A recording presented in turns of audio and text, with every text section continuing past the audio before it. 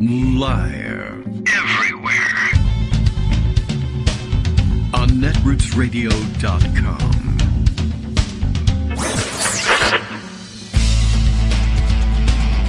David Waldman. Kagro. In the morning. Now, here's David Waldman. Hey, good morning, everybody. How you doing? It is Thursday, April 14th, 2022. Time for another show. Time for, another report on the war in Europe. The naval war in Europe. That's big news for today. And, of course, Holy Thursday, Batman. It's almost Easter. As it turns out, yes, we do need to note that tomorrow's the big day where we get to say Good Friday morning to you. And it will be right and correct and true. So, Holy Thursday morning to you. That's what today is designated. I don't think I actually know any practice and rites surrounding the date, but, many of you probably do, and I don't know what to say. Hope all goes well. We got a lot of things going on. It's Ramadan. We haven't mentioned that in some time. So, let's see. Are we all caught up on the religious holidays for today? I think so. I don't know. Who knows what else might be lurking out there. I'm not a theology student. But many things to catch up with today. Oh, some chimes happening in the background, some communications devices left too close to our studio. But that's better than having, let's say, anti-ship missiles left too close to the studio. I guess big news of the few days that we were off the air live, but producing a couple of one-hour taped specials for you. Hope we kept you company during that. Big news internationally. Greg will catch us up on all of this, of course. Greg Dworkin has been preparing his Rafto stories, and no one has shot it with an anti-ship missile yet, so he's doing better than the Soviet Navy. We might as well just come right back out and call them the Soviet Navy. It's what we're used to. That's the big news, and I don't know exactly where we stand with all of that, but we will get an update. But the cruiser, it's a battle cruiser, is that right? This kind of ship, the Moskva, I guess one of the largest and more dangerous and heavily armed ships in the Russian Black Sea Fleet, and allegedly the ship that was involved in the encounter with the Snake Island detachment of Ukrainian defense forces who radioed back to Russian warship, go F yourself, right? Remember that whole incident? Well, it's been effed, apparently. Some dispute between the belligerents about exactly what happened. The Russians saying ammunition on board exploded and caused the ship to be disabled and I guess now sunken, or I guess it's as good as sunk. I don't know what its current status is, although I did see yesterday that the current status on Wikipedia briefly was listed as on fire, so that was up to date for the moment. Ukrainians insisting that they used high-tech and highly sophisticated anti-ship missiles, perhaps those provided to them, according to reports, by the British government very recently, that they used those weapons to disable the ship, so some dispute, and I guess people have said, might not be a lie entirely for the Russians to say, well, ammunition exploded on board. It's just that it wasn't our ammunition, it was the enemy's. But lots of tongues wagging about that. Darth tweeting around pictures of the profile of the Moskva with giant battleship red pegs in it. Finding humor as you can, I suppose, in the middle of a war, which continues to produce atrocities all over the place. So we'll catch up with the more serious news about that. COVID still around, as it turns out, and rates creeping up slowly and making me worry about the various things that we have been instructed to believe are safer to do now, or it doesn't matter if you do them anyway, because it's a good thing if everybody gets more COVID. Who knows? I'm worried about various events that are on my schedule that I don't think perhaps are such a good idea anymore, and I'm not exactly sure what to do about it. And I think we're at the stage where too much momentum is behind these events for me to call them off. So I don't know. Not exactly sure how I'll handle that. And getting more difficult for me to get my hands on the good KN95 masks that I like so much. But not because they're not available, but because the store that I used to go to buy them has now gone like rogue. They're, I don't know, open irregular hours, and I can't seem to figure out when they're open and when they're not. I'm going to have to actually call them and say, you have to let me in to get some masks.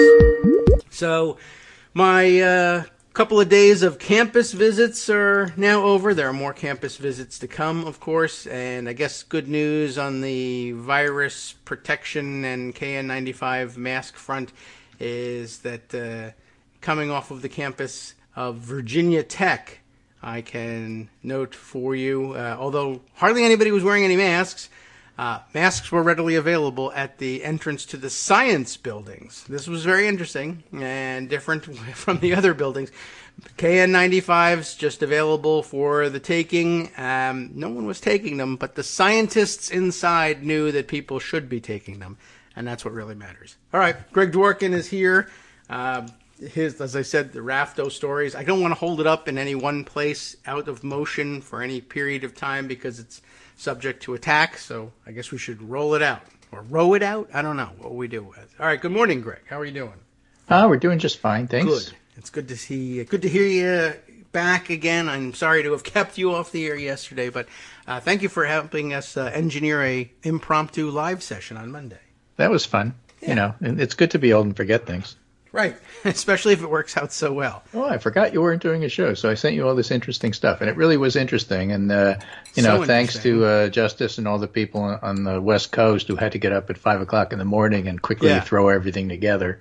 Just so we could do this. But you arranged it, and it got done, and it was a fun show. Yeah, it was only an hour, but, my shows are only an hour anyway. So, yeah, right. For you, it was the same. For me, it was the same. Well, that's the whole point. This is for me. Who are you? So I sent you a map. Here. Oh, okay. And the map's important, and it's going to come up. Uh-oh, important. But here's the thing. I mean, for those of you listening at home, it's a map of Ukraine and the neighboring countries, including on the southern border, southeastern border. In this map, Crimea, which happens to be the same color as Ukraine, different than the Russian Federation, which is a different color. Yes, that's the way they view it. And the Black Sea. And that's going to be important in regard to this cruiser, which, as Twitter has helpfully pointed out, it's a missile cruiser, which was helpfully promoted to the submarine division. It didn't really sink, according to the Russians. It's being towed to port, which is Sevastopol. Is that how you say that? Okay. Yes. That's how you say it. That's the Ukrainian pronunciation, not Sevastopol. Yeah, I think as a kid, I thought, oh, that must be what. As a kid, it's like how do I know that Constantinople. Yeah, okay. Right, it's not the Anglo form. But the point is, that's Sevastopol. Diplomacy, I think. Yeah. Sevastopol, that city, Sevastopol, is the home port of the Black Sea Fleet for the Russians. And that plays into what goes on here, because the Crimean port, according to international law and agreement, allows Russians to be in the Black Sea. But if you want to replace it, because it's been damaged. Oh, the ship. Yes. Okay. Right. And you want to have something that's just as good and or more modern, as if there is such a thing. The new model. New model. Yes. And you want it to have the same sophisticated anti-aircraft capability to keep the skies over Crimea and southeastern Ukraine clear of Ukrainian air strength, which is what it was doing, as well as being fitted with cruise missiles that could hit Ukrainian cities. Mm-hmm. So that's been taken out of action. And if you want to replace that, you have to go all the way around and come up the Mediterranean and go through the Dardanelles. Oh. And Turkey won't allow that. Okay. You're allowed to go back to your home port, which is within the Black Sea, separated from the Mediterranean by Turkey. But you can't send new stuff in there because Turkey says you can't. Because maybe you shouldn't have hit a Turkish column back in Syria a few years ago if you're Russia. Oh. Yeah, well, so past acts can so come what back comes to around haunt goes you. around, that sort of thing. I think that's fair. So they lose this very, very valuable asset, and it doesn't change the course of the war, but it certainly got major ramifications well beyond the borders of Ukraine. And to give you an idea, I was just interested in following this. Sure. And let me just contrast and compare a couple of things. This is a New York Times report, and I've been quite critical of the war coverage from the New York Times. They've been fantastic on the humanitarian stuff and just awful on strategy and tactics on the military side. Right. Here's another example. This is their latest developments in the war in Ukraine. Russia suffered a blow to its forces on Thursday when its flagship in the Black Sea was seriously damaged and its crew was forced to abandon it. Russia said it was an onboard fire, just as they had planned. I mean, it right, was smoking in the boys' room. But Ukraine claimed to have struck the vessel with missiles. Ukraine actually claims it's their own missiles. That may or may not be true. Oh, all right. Well, that's point of pride for them. 2 anti-ship missiles hit the vessel, Moskva, which would be the first time in the war that Ukraine has struck a Russian warship at sea rather than at port. Okay. And so keep that in mind. Here's a highly armed Russian warship that gets badly damaged and basically temporarily, at least at best for Russia, and permanently at worst, taken out while they were at sea. It's not the same thing as hitting a Russian transport ship while it was in port, which is what they did the last time. Yeah. So now you have, they're killing admirals, knocking off ships from a country that doesn't have a navy. Pretty cool. Yeah, I guess so. Anyway, the Times goes on to then, because they have to, right, and they want to give a both sides balanced view, ahead of an expected intensification of Russia's assault on the east, the Western allies in the U.S. are bolstering Ukraine with new military aid. That's where that map is going to come in. Okay. And President Biden announced on Wednesday additional $800 million in armored vehicles, helicopters, radar systems, and other U.S. assistance. It's unclear because Fox is reporting that maybe they won't get helicopters, maybe they will. It's not at all clear what's going on here. And then the damage to the warship comes as Russia continues to target southern Ukraine. So they describe Russia as having no setback, no issues. They're simply gearing up to attack that southern part of Ukraine as if it's all planned, inevitable, unstoppable, garbage. Well, it's just garbage. Let me give you a better view. This from one of our favorites, who is Phillips O'Brien, who looks at it this way. You know who's probably the most affected by the sinking of the Moskva? And notice in these two pieces that I give you from Phillips O'Brien, none of this analysis makes it into the New York Times. None of it. Not even a hint of it. You know who's probably the most affected by the sinking of the Moskva? China. I wouldn't have guessed that. Another example of how the war is shaking up the strategic calculus and will hopefully make countries think twice about starting wars in the future. He's got a lovely graphic here from Business Ukraine magazine of it's a drawing of a Russian warship passing Snake Island, which looks like the frigate, the cruiser that got damaged, and the Ukrainian is giving them the finger as they go by. The Russian Black Sea Fleet, it says, Moskva has reportedly been badly damaged by a successful Ukrainian missile attack. The Moskva is the same Russian warship that was previously instructed, and this is in the Reuters piece, where they simply say, "Go F yourself." By the defenders of Snake Island. Go Reuters. If it's Reuters, I guess I could say it on the air, but I won't. I'll spare you. Anyway, it's work. So Phillips O'Brien goes ahead and makes this point. The Moskva was the flagship of the Russian Black Sea Fleet, which was supposedly well protected by anti-missile systems. But the Ukrainians, who've had little experience of anti-ship missiles, have taken out this very valuable Russian asset. In a nutshell, any Chinese naval attempt to attack Taiwan, or indeed a U.S. and allies attempt to send warships near the Chinese coast, would open up the possibilities of mass numbers of Moskvas. And the first thing that came to mind to me, and probably a whole lot of other people my age, is an Exocet missile taken out HMS Sheffield during the Falklands War. Yes. Right? Right? You have this really super expensive ship and this really cheap missile, and guess who wins? Yeah. And, right? Yeah, I so, mean, sometimes. Yeah, things have progressed, and you can have anti-missile defenses and this and that. But you got a $6 billion ship and a $500 million missile. You can make 10 of those for every ship, and you can make 100. You could overwhelm the ship defenses by having so many missiles you can't track them all.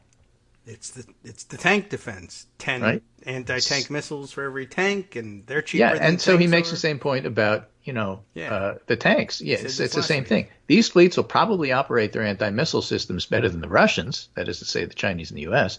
But in the end, it's much cheaper and effective to have many more missiles than ships, and missile numbers can overwhelm defensive measures. As we are learning about the real vulnerability of tanks on land to handheld or UAV, that's unmanned aerial vehicles.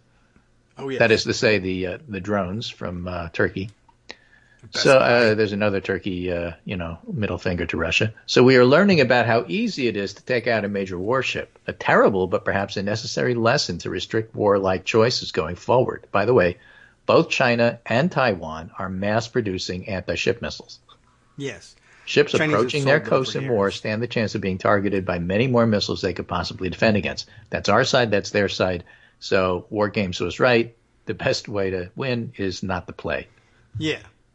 Now, I think the anti-ship missiles, the capability has always been there for a lot of people, but you have to also be willing to back that up with, the ability to go to all other modes of warfare. You have to be willing to start a war. You can't just go around sinking ships because they hit back. Well, I think Darth had it right, Yeah. I got your battleship. I got your Marshall. It's a combination of battleship and Stratego. Well, plus the old board game Diplomacy, bringing the name of the Black Sea port into the Risk, as well, right? But I think that's where I saw the name of the Russian I wouldn't Black have known Sea Irkutsk fleet or Yakutsk if it weren't for Risk. Yeah, that's what you learn as a kid. That's how you learn your geography. So Phillips O'Brien has this other piece which noted another thing which hasn't been nearly as commented on, but perhaps is more important because, again, as they say, amateurs talk about firepower and professionals talk about logistics. So across the border from Ukraine, eastern Ukraine, western Russia, is the Russian city of Belgorod. All right. Not Belgrade, but Belgorod. And in Belgorod, railway damage was documented, which appears to be the work of Ukrainian forces, or at least supporting groups, creating doubts for Russia at a time it wants to commit everything it has for a renewed offensive in eastern Ukraine. In other words, the railways, because Belgorod is a major hub for this, that are used to reinforce and resupply Russian troops, both in Belarus, which we already knew about. That's probably sabotaged by locals.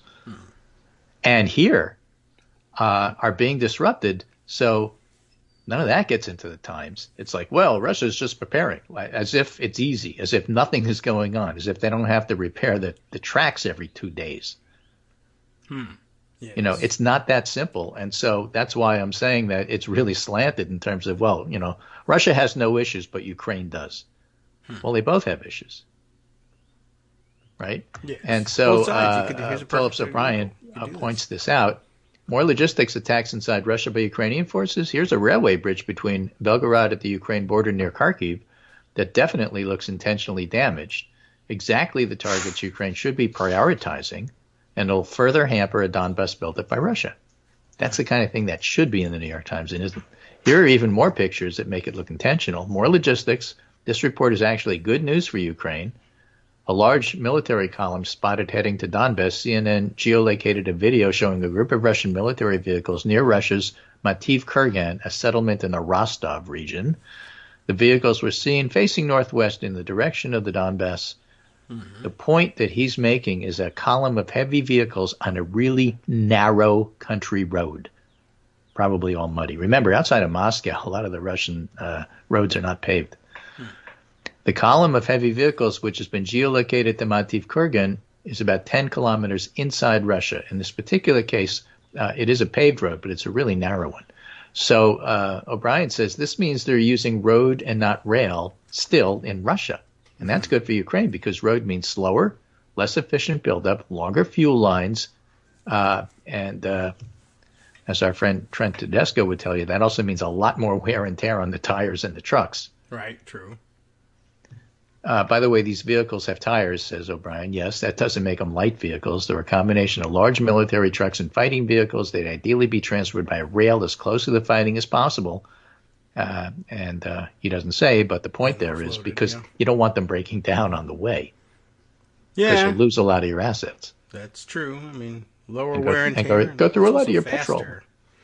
Yeah, that's okay. That's true. Right. I wonder if the Russian another piece that looks at the ramifications of what's going on here, and this one is from National Journal. All right. And it's behind a paywall. So the author, Christina Maza, kindly put it all out on Twitter. Oh, thank you. She said, this piece is locked, so here's a thread with the main points. Most Latin American leaders are clinging to a neutral position toward Ukraine, Russia, and the U.S. Sure. Popularized by former Chilean Foreign Minister Jorge Heine, who coined it active non-alignment. Yeah, I wouldn't get involved if I didn't have to.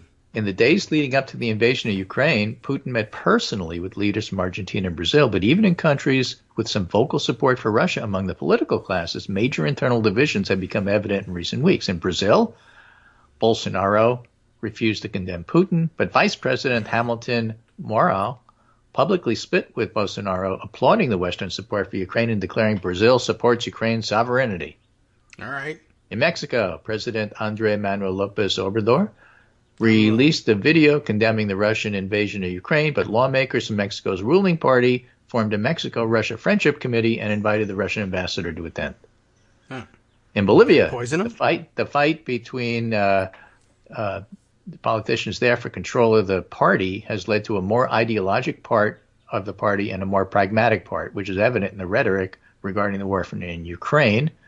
Chile just elected a young left-wing president who immediately condemned Russia's invasion. He's faced opposition from a member of his governing coalition, which is the Communist Party, which would like to be more aligned with Nicaragua and Cuba. Okay, Chile's Communist Party condemned the war, but it also blamed the U.S. Russia's staunchest allies in the region, Cuba, Venezuela, and Nicaragua, have not been full-throated in their support, and that's why Russian Deputy Prime Minister was visiting all those countries. Okay. All right. So Venezuelan President Nicolas Maduro has called U.S. sanctions against Russia a crime, but his government has taken meetings with U.S. officials to discuss energy security. And that opens up doors for Venezuelan oil exports. So a lot of the response to Russia's war in Ukraine is played out publicly in the UN. And Bolivia, Cuba, El Salvador, and Nicaragua all abstained from a vote condemning the invasion. And Venezuela couldn't vote because it hasn't paid its dues. I didn't realize that. And people I spoke to also made some good points. Ryan Berg said there's no longer any revolutionary ideology in Nicaragua, Cuba, or Venezuela. They've evolved plain and simple into dictators or kleptocrats or both. And when it comes to U.S. imperialism, that history hasn't spurred more countries to see what Russia's doing is the same as what the U.S. did in the past periods of time in Latin America. You'd think that would lead to more of them condemning the invasion, but they haven't. So a lot of mixed results here.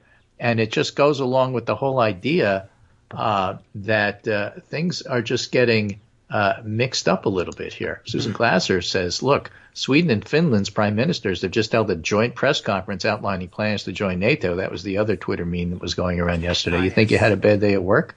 Did you force Sweden and Finland to join NATO? All right. Yeah, that's a black mark against you, I guess. And Susan Glasser says, what an amazing upending of security in Europe. Putin has no idea what he set in motion. He's threatening to put nuclear weapons in Kaliningrad, which is the old Königsberg part of East Prussia that Russia got after World War II, and then the Baltics broke away, leaving this enclave. And I think it was Lithuania who said, so what? They've always had nuclear weapons there. They just don't talk about it. Big deal. This isn't scary any more than normal. So, just more saber rattling. And that's where we get back to the map here in terms of what's going on. So imagine Ukraine. I can look at it. Yes. You can look at it, but your listeners will have to pull up a map to follow along. And there's a large border basically to the northeast, which is the Russian Federation. Yep. Directly north is Belarus, which is allied with Russia from the political perspective of their leaders.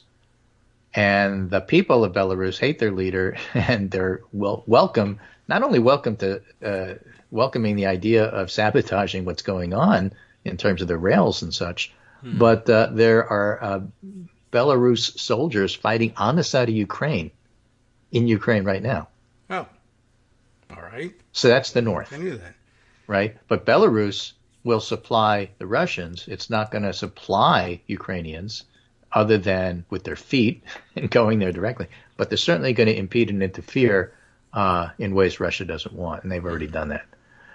To the west of Ukraine, bordering with both Belarus and Ukraine, is Poland. I see, yes. And Poland is a major conduit of Western arms into Ukraine. Yes. Pretty large border. And if it's Lithuania, if it's Germany, it can go through Poland and get to Ukraine. Directly south of Poland is Slovakia, with a small portion of border that is on Ukraine. To the south of that is Hungary, with Also another some small border. portion. And then to the very south are Romania and Moldova. Yeah, Moldova just kind of juts straight into Ukraine, I guess. Okay, so what's the point of all of that? Slovakia and Hungary both border on Ukraine, and if Hungary wants to give weapons to Ukraine, since they want to stay on Russia's good side, it'll go through Slovakia, and it is. Oh, so they're actually providing. Oh, yeah. Well, I guess so. They're NATO obligations. Yeah, more about that after the break, but some really Okay. fascinating stuff going on there. Yeah. All right. Very fascinating indeed. And we're a couple seconds behind on the music, so we'll just cut out here and be back in 2 minutes.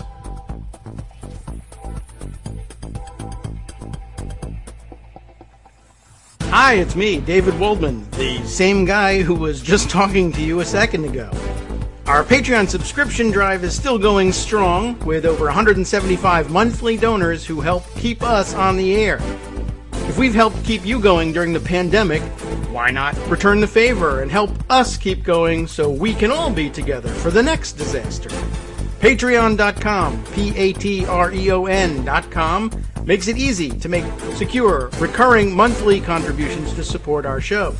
Patreon.com/KagroX gets you straight to our donation page. Maybe you'd like to thank us for keeping you sane during the Trump era. Maybe you're looking forward to in-depth explanations of what's going on in the Biden administration. Whatever it is that keeps you listening, we need your help to keep bringing it to you. And hey, if you happen to prefer using PayPal or even the Square Cash app, we're up and running with those options too. Thanks again, everyone, for all your support. We literally could not do this without you.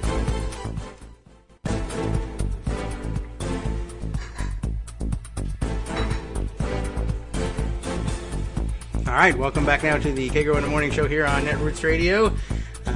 This whole break has had me looking at the map, all the little weird anomalies of the Eastern European countries, etc., etc. It's quite a show there. Well, this one is from the New York Times. Hiding in plain sight, a Soviet-era air defense system arrives in Ukraine. Encouraged by the United States, Slovakia donated, quote-unquote, a bulky but effective S-300, hoping to challenge Russian domination of the skies in the war next door. And it was put on a train that took a half hour to pass the mayor of this local town that they interviewed. I thought I would just stop here for a few minutes and watch the train go by. A half hour later, it's still going. Apparently, it was taking weapons from Slovakia into Ukraine. So the Czech Republic can use Slovakia to do that, and Hungary can do that. And according to this story, it has quietly, because it makes lots of noise about supporting Putin, but actually helps to give arms to Ukraine. I mean, yeah. Because a lot of countries do that. They don't want to get their oil and gas cut off. Oh, yes. I was thinking more about Orban and his political alignment, yet at the same time, Well, it suits him to not make it public. Let's just put it that way. Yeah. Now, one of the interesting reasons why they go through Slovakia isn't just looking at the map, because Slovakia actually does have a small border with Ukraine. But there's another piece, and that is that apparently Soviet-era trains, yes, and any of you who are model train fans will understand what I'm talking about, right? If you had a Lionel train set when you were a kid, like I did, because I'm old, that's what we did, right? There were two different gauges. There was the regular gauge, and then I think the S gauge, and then there was the HO, which was smaller. Mm-hmm. And you couldn't run one train on the other's tracks. Right. So Soviet-era trains run on larger gauge tracks than Western European trains. Yes. So if you want to send a train with equipment, you got to do it through a place like Slovakia, which has Russian-style tracks, which is what Ukraine has. Ah, okay. Well, I do recall that was the case. They have a very elaborate system that allows certain specially equipped trains to switch their wheels, but, that's sort of done with Russian permission. Yeah. So Slovakia is a way to get the weapons into Ukraine, and places like Hungary can do that. I'm not sure what Romania is up to. Moldova has a breakaway area, which is, siding with Russia. And part of Russian arms are there, but Moldova does not have a coast on the Black Sea, so it's much harder to resupply them. Even if you cede Crimea to the Russians from a practical point of view at this point, you basically, without Odessa and the ports on that side, it's very difficult to resupply the Russians in Moldova, and I don't know how many are there. But if you're looking at the onslaught that the New York Times just says is inevitable, which it probably is, and it's going to do a lot of damage, but just don't make the success of it inevitable, because they're having huge issues getting it together, and everything may take longer, as Phillips O'Brien points out, because you got to do it the hard way. If you've withdrawn your forces north into Belarus, and you can see here on the map how that works. Yeah. In order to get them down to Mariupol, you got to go all the way around Ukraine. And if you're using rail and small roads, and the roads get disrupted and the rails get disrupted, then everything takes even longer. And those are troops that aren't necessarily in good fighting condition and can't just be thrown back into the fight. Right. Because they got chewed up by the Ukrainians and got the crap beat out of them. Right. So, they are massing. They're trying to reconstitute an army that is effective. And so far, they've proven themselves to be incredibly incompetent, and they haven't been able to do it. And getting a new general, the butcher of Syria, doesn't change the fact that the logistics suck, the tires stink, the troops are tired, and chewed up as well, and not really well trained for this, and they're not doing a good job of coordinating air, sea, and land. And now sea is harder because the flagship of the Black Sea just got badly damaged. It's right. So you put all of that together. None of that got into the New York Times. None of it.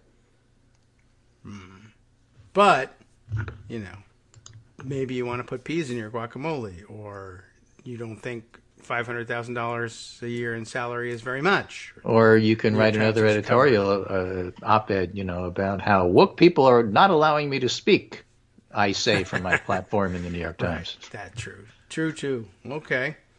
Yeah, this is fascinating stuff. The logistics of war in Eastern and Central Europe, and all the things that get in the way of... Why don't you just put them over there? Oh, I don't know. Mountains, rivers, trucks, dead people. There's a lot. Wow. Right. Yeah, fascinating. You'd think it would be of interest to the New York Times. But you'd think. So, all in all, you step back and you say, Yes. It is entirely possible that Putin actually made a mistake with all of this. Yeah, maybe he's not quite so canny after all. All right. Well, he's effed around and is finding out. Yeah, pretty much, unfortunately. Well, and better between others over there than finding out here. Right. Like the Latin Americans say. Yes. As our friend of the show, Brian Moe, points out, the Moskva is 40 years old. It's been refitted. Oh, well, happy birthday. And it was supposed to stay in service for another 20 years. So, it is a flagship. Okay. I mean, surface warships having a difficult time trying to find their way in the current conditions and future of warfare as it is. Big, lumbering, floating things that don't move very fast. Sitting ducks, I think they're called. Yeah. Right. Yes. Right. And they're not just regular ducks. Ducks can up and fly away. It's when they're sitting that's the problem. All right. Well, I guess that's a bit of a difficulty for them. The other side of the coin. Of course, I'm not a military person, but if I were the admiral of a carrier fleet after this, yes, I'd think about my life choices. Yes. Well, you're probably Is this the future? Is this really where we're going to be and what we want to do? Carriers can project tremendous amounts of firepower, technology, and force into an area. Yes. But they cost a whole lot of money. And if they can be taken out by anti-ship missiles. Yeah. Well, that's a bad thing if you're a carrier. Yes. It's guy, they're still pretty safe, generally speaking. You have to be engaged with a fairly major power or somebody who might get a hold of one or two such missiles and not have a whole lot to back it up with, and then you can pretty much. It's not simple. No, but it's still a hard thing to do. One has to keep in mind the evolution of things. You might argue that in World War II, the carrier people, which were up and coming, Battle of Midway and all that. Were really annoyed that the battleship admirals were still running things. Probably true, yes. Right? And nowadays, the carrier people run everything. Maybe the submarine fleet is mad. Yeah, true. So they'll have or maybe the over-the-shoulder missile people think, you know what? When it comes to a Navy, we ought to be in charge. Maybe. Yeah. Oh, the people on the ground at that. Yeah. Well, things are obviously changing, and I think we've contemplated that for a while and spent a couple $1 trillion trying to come up with something new. And as I understand it, $1 trillion $1 trillion there. They're now mothballing the things that they bought. What do they call them? Yeah. Littoral warships that just didn't turn out to be all that cool or helpful. Right. So, that's pretty amazing. Anyway, let the war experts do that. We'll cite the war experts, but not claim to be war experts. No, let's talk a little bit about stuff domestically, a lot going on there. Oh, all right. Yes. Jamie Raskin from the January 6th committee says, we have a lot of stuff we haven't even talked about yet, and that's coming up pretty soon, so stay tuned. Oh. Speaking of sleaze, Mark Meadows gets caught. He's removed from the North Carolina voter roll for fraud. Yep. Whoops. Yeah. A lot of fraud going on this weekend, or being caught and talked about this weekend. Jared Kushner, of course, being bribed by the Saudis. I don't know if you covered that during your... yes, I think we prepared that for one of our taped shows. Your taped shows? Yep. Okay, but the big story today domestically from me is this story in the San Francisco Chronicle. Colleagues worry Dianne Feinstein is now mentally unfit to serve, citing recent interactions. Yes. Now, this is an open secret in Washington. We've talked about this on the show. Everybody knows this, quote unquote, knows this. Yeah. But her hometown, home city newspaper talking about it was pretty remarkable. I think it was Garrett Graff, author of the recent Watergate tome that's sitting on my desk that I haven't gotten to because it's like 17,000 pages. But it's paid for. But it's paid for, and I want to read it. Yeah. Was saying, Garrett. If you're familiar at all with journalistic practice, it's extraordinary that her home state paper would actually publish this. Which makes me think it's like really bad. Yeah, like... Yeah, I get it. They have to be. They have to really be sure because she'll come after him. Or well, listen to this story. When a California Democrat in Congress recently engaged in an extended conversation with Senator Dianne Feinstein, they prepared for a rigorous policy discussion like those they've had with her many times over the last 15 years. Instead, the lawmakers said they had to reintroduce themselves to Feinstein multiple times during an interaction that lasted several hours. Instead of policy, she repeated the same small talk questions like asking the lawmaker what mattered to voters in their district with no recognition the two had already had a similar conversation. And it was so unnerving. The lawmaker spoke to the Chronicle on condition they not be identified, began raising concerns with colleagues to see if some kind of intervention to persuade Feinstein to retire was possible.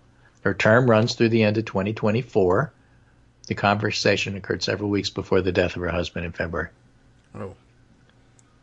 before. So I'm certain things haven't, Yeah, he says, better, I've worked with her a obviously. long time. She was always in command. All of that is gone, the lawmaker said. She was an intellectual and political force not that long ago. That's why my encounter was so jarring. There's just no trace of that. That's pretty brutal stuff. Yeah, well, I mean, that's the reality of aging. At some point, it's like a switch flips for some people. I mean, some people never lose that step, but die anyway. I mean, you don't just keep going forever. Right. So her colleagues go on to say in the article she has good days and bad days. On the good days, she's very sharp, and on the bad days, it's pretty bad. And in fact, one Democratic senator said it's bad and it's getting worse. Yeah, well, good luck with the intervention idea. I mean, that's, I guess, almost one of the problems, right? They have good days and bad days. If you catch them on a good day, they'll say, what are you talking about? You catch them on a bad day, they won't know what you're talking about. They get mad. Yeah. I mean, I had a personal experience with a physician on staff who I was trying to persuade to lighten up the schedule. Mm-hmm. And I offered basically to take all their call for them. Yeah. And they got really mad at me, like really mad at me. Yeah, how dare you suggest I can't? How dare you suggest that? And the next day came in and threw a book on my desk. Uh-huh. Not about this one. About older people in mental decline. Mm-hmm. Just threw it on my desk and left. Oh. And the day after that, agreed that I could take his call for him. Oh, I see. All right. Yeah, I don't know what it's hard to know what they mean by throwing books, but he threw the book at you. But he threw the book at me. He was really mad that I brought it up, but apparently nobody else was doing it. Then so he read it and said, all right. Yeah, I was like that to work with, So okay, well, some people liked it, a lot of people didn't, but that's the way it goes. Yeah. Well, okay, so now we have this happening, and we'll see whether anybody's... She's not looking all that great either. I mean, no, so staffer for a California Democrat said, slower, what we say on the Hill is we got a great junior senator in Alex Padilla and an experienced staff in Feinstein's office. Yeah, I mean, activity is covered, things will happen, but yeah, the senator whose name it's all happening in has to be there. Right. All of those who expressed concerns about her acuity said that doing so was painful because of the respect for the senator and her groundbreaking career. And again, the guy I was talking to was like well-known and beloved, and, it was difficult. That's what happens after all those years. Each spoke on condition of anonymity because they said they didn't want to jeopardize their relationship with her and their mutual friends and colleagues. Mm-hmm. But, sometimes you got to do what you got to do. Yeah. So I see this as an opening to go public with what everybody knew, as a way to get her to get out. Yeah, I think that's probably what's the calculus behind all of this. Right. Okay. So a few more things domestically here, I think worth covering. This is book coming out by Jonathan Martin and Alex Burns from the New York Times. One of those, it's in the book, how come they didn't tell us in real time? Great. Trump told McConnell in December 2020 that if Kemp decertified Biden's win in Georgia, Pennsylvania and Michigan would follow. McConnell maintained strategic silence on Trump's claims over fears Trump would sabotage Loeffler and Perdue. So they went on to lose anyway. Yes. And McConnell did everything he could to decertify democracy in this country. Oh. Well, thanks a lot, McConnell. Including shutting down impeachment. Right, true. And switching his position more or less on these things. All right, so now we find out in the book a year and a half later. That's the way it works, apparently. We find out all these things a little bit too late. Right.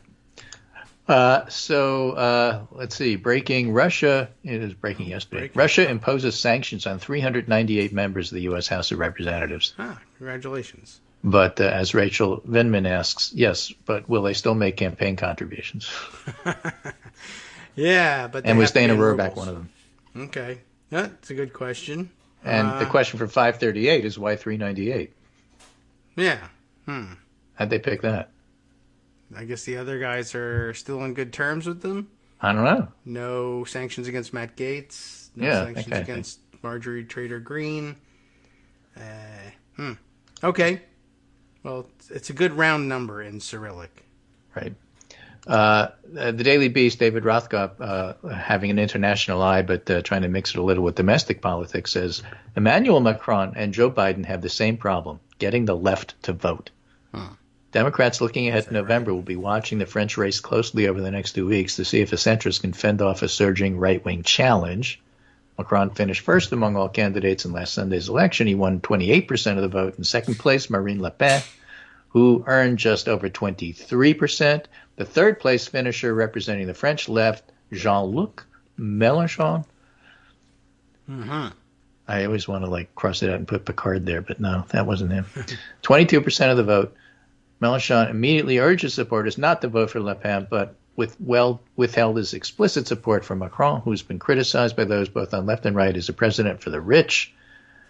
And the polls say Macron will edge out Le Pen, which we hope is true. Macron's popularity, like Biden's, has lagged due to inflation and the lingering effects of COVID. The two things that affect the rest of the world also affect the U.S., so it must be Biden's fault. In fact, while the most recent Morning Consult leader ratings show Biden with an approval rating of 44%, Macron's at 39%. It's worth noting many leaders are suffering from the global economic and public health challenges of the past couple of years. Germany, Japan, UK, Australia, South Korea, and most other developed nations no more and sometimes less popular than the U.S. president. So voter disaffection could prove critical, and Le Pen has dialed back her anti-immigrant nationalist rhetoric and refocused on economic issues. Basically trying to sweater vest herself. Yeah. Or, as they say in the article, she's Youngkinized herself. Oh, really? They say that? They say that in There's American news about terms. that guy here, by the way. He's in the news, too. Yeah. Meanwhile, Macron has reached out to win the endorsement of left-wing leaders, stepped away from a proposal to raise retirement age. It was very unpopular. And this is what Biden and the Democratic Party are going to have to do. And while France's election will not necessarily predict what happens in America's, Washington will be paying close attention. Democrats will be looking for lessons they can draw in their efforts to energize both the left and center of their base to produce an outcome in November that confounds the grim expectations of many pundits and pollsters. And it's interesting because there are conflicting polls about what's going on. Mm-hmm. One poll, like Gallup, says the problem is that Democrats are losing support from the younger generation. Another poll, Morning Consult, says no. See, the problem is that the Gen Z and millennials are basically plus 10 Democrat on the generic, but the Gen Xers are plus 10 Republican. Oh, that's me. And the boomers are Republican plus 8. And so why? Yeah, exactly. Why? So the Gen Xers, who perhaps came of age during Reagan, are still more conservative than you would think, and that's part of the reason why Democrats are having issues. And, part of the problem here is that people don't vote for anybody. They always vote against stuff. Yeah. So it's a dilemma, and it's the old, what do? Do you try to mobilize your base, or do you try to get to vote against, the other side? Well, having people like Marjorie Taylor Greene to help in terms of energizing you to vote against, and having Trump in the news as well, and we'll see what happens with the January 6th committee, because that's coming up quite soon, and that's going to have an influence as well. It better come up soon. Jeez. Yeah. It is April 14th. Tomorrow will be halfway through the month, and they expect to start, I think, in May. Oh, that's their timeline now. All right. Well, hopefully early May. So it's really, just a couple of weeks. Yeah, I hope so. It is. It's delayed already, and now I worry. But okay, Kaylee Rogers. Well, they have a lot to go through. They had to get all those interviews in. They had to interview Jared and Ivanka and nail down what the problem is. Use the time for GOP, you know what they're going to do. This is Kaylee Rogers writing in 538, not about the 398, but about why so many conservatives are talking about grooming all of a sudden. Yes. What's her theory? There's no better moral panic than a moral panic centered on potential harm to children, said Emily Johnson, history professor at Ball State University, who specializes in U.S. histories of gender and sexuality. Uh-huh. The bill that liberals inaccurately called Don't Say Gay would be more accurately described as an anti-grooming bill, said Christina Pushaw, Florida governor's press secretary. If you're against anti-grooming, you're probably a groomer. Yes, right. That was Except her there's lie. no mention of grooming in the law. Right. Whereas, yeah. So, I mean, she's wrong on both fronts there, but yes. Right. Basically, the article says, look, it's a dog whistle to the QAnon faction of the Republican Party, plain and simple. But it also, uses age-old attacks on LGBTQ community, and so it's just it's Anita Bryant brought up to modern times. And even though that's got long history and deep roots in the Republican Party, Republican electeds, some of them at least, are very either incapable of or reluctant to recognize what's going on, and I'm sure it's a combination of both.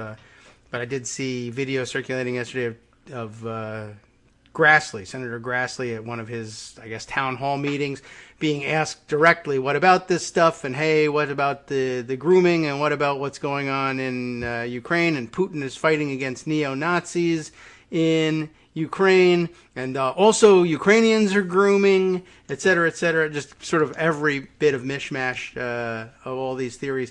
And Grassley appears, anyway, I mean, maybe he just wants to put on this front, to have almost no clue as to what the guy's talking about. But he was either a very good actor or put together, did a great job looking like he had never heard any of this stuff. Well, I'm not sure what you're talking about, and but the answers he gave really kind of convinced me that he might be totally clueless about this stuff. Yeah, these guys are going to end up, well, he'll probably retire, but some of these guys are still going to be washed away in a wave. What else happened over the last couple of days? There were a couple of state and county level Republican conventions going on, and there was a big sweep out of, current leadership based on somebody standing up at these meetings and starting basically to scream QAnon stuff, and the base that was at these meetings were sweeping out longtime county chairs and replacing them with QAnon nuts. And the other thing that goes undiscussed in this article is that one of the reasons they're zooming in on groomers is because CRT isn't doing it for them. Yeah. And Chris Rufo has been very explicit else. about that, too. Yeah. He's been tweeting the last couple of days saying, now that we've got, people panicked and we're pushing them out and we've got them on the run, we need to do everything we can to undermine trust in public education and turn it into a reviled institution. And there's no better way to do that than to accuse them of abusing children. So let's do it. He's out and open with it. And they're doing it, and people are showing up at town hall meetings asking their senators about what can we do about all this grooming going on. So it's not going on, of course. But in the meantime, you still have people like, that doesn't stop Tucker Carlson, who's on TV asking, with his confused face on, why aren't more parents just breaking into schools and attacking the teachers? They're looking for the next school shooting to be outsourced to the parents now. And we're going to have some people killed, and it's going to surprise everybody, and we're going to say, where did this come from? Even though the last time they did this out in the open, we let them get away with saying, no, they're surveyors' marks, they're not crosshairs, until they shot Gabby Giffords, and then we're going to have the same thing here. We were just targeting child abuse. You're not against that, are you? So I'm just saying we're going to have this trouble, and you all know it too. And you've seen other people say it. I'm far from the first to point this out, but it's extraordinarily dangerous. We need to keep tabs on it. Republicans need to stop pretending they don't know what's going on, but I guess they don't know what else to do. They're all going to be swept away. If you try to stand up against it, you'll be swept away by local Republicans who are convinced that this is happening. Unless you mobilize your own folks, which is really what people just don't do. They're just not used to it. And it's not just Democrats not doing it. That's true. Traditional Republicans don't seem to know how to do it either. So that's my roundup for this Thursday. It's kind of like a Monday show because we're just rounding up everything that happened since the last time I talked to you. Mm-hmm. And then you do it again Monday. Are you back Monday? I'm leaving. Forget it. I'm going to go to Crimea. That's it. I have no plans not to be. So yeah, normal week. I say that now. I'll tell you on Sunday night. Right. Okay. But, so you're not going to be vacationing in Königsberg. No, although it looks very attractive, I'm sure. But nope. All should be all back on track next week. Okay. Good. Anyway, that's the story. Take care, Yes, and I'll talk to you on Monday. Very good. Oh, get a map. Get a map. Get a map. Maps are good. Maps are always good anyway. They're always, When I was a kid, I was fascinated by maps and dinosaurs. I find them fascinating myself. And during the break, I was telling you about it. Every time you mention one of these Eastern European countries, especially that Kaliningrad enclave there's a lot of very strange anomalies in European mapping. And everybody knows they've redrawn them all 100 times. And that's, I guess, what accounts for it. But anytime I see one of those little weird anomalies or a piece of a country jutting inexplicably, if you zoom in into another country and there's no river there, why is that little bit appended to this other country? It's always fascinating to find that out. And there's no answer on the map. It's always history. That town has just always spoken that language, and so we gave them that town and the road that leads to it. Yeah, maps and trains, things to be fascinated with. Yep. What's the gauge of your train? If you're of a certain age, you go, oh, I know that question. I know why you're asking. Mm-hmm. Right. And, for the rest of us, if you're younger, it's just a matter of what kind of pass can I use to get on that train. Right. Take care, and I'll talk to you.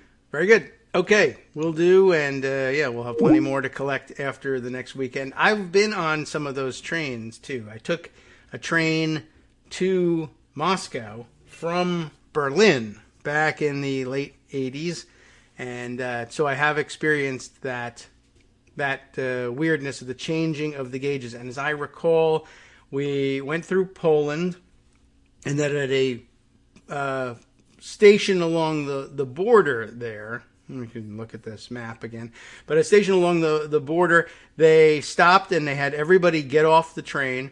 And they had they have a whole system whereby they pull the train into the station and they throw the bolts on the wheel mechanisms, the whole wheel carriage underneath the train, and a series of forklifts picks the whole train up wholesale, and they roll the old wheels out, and they move the new wheels in and put them down, and just attach different wheels to the train and send you on your merry way into what was then the Soviet Union. How exciting, but not news.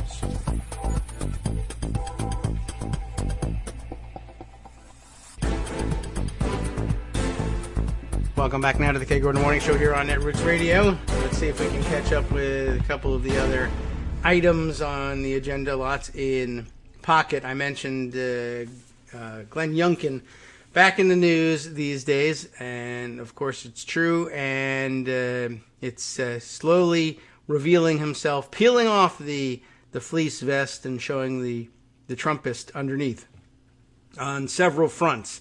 Let's see. In pocket,